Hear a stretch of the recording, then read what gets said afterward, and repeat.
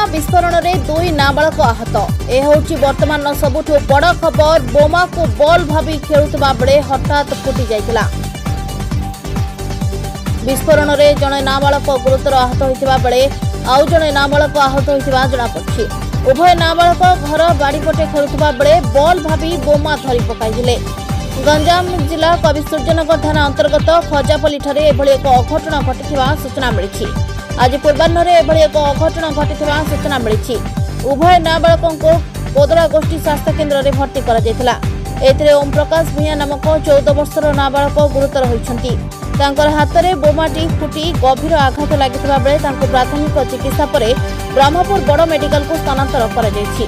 सेपरि अन्य जड़े 8 वर्षर नाबालक गणेश भूया सामान्य आहत होता बेले कोदड़ा गोष्ठी स्वास्थ्य केन्द्र में चिकित्सा कर जाउछि। तेबे बोमा केउठु आसिला, किए रखिथिला, काहेकि रखिथिला ताहा अस्पष्ट रहिछि। कविसूर्यनगर पुलिस घटनार छानबीन आरंभ करिछि। कोदड़ारू कृष्णचंद्र पलाईक रिपोर्ट, जेएमटी न्यूज।